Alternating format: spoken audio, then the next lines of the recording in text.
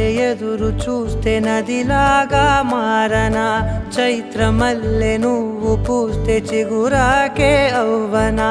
నన్నే వరించే యువరాజును అంట నీ యువరాజు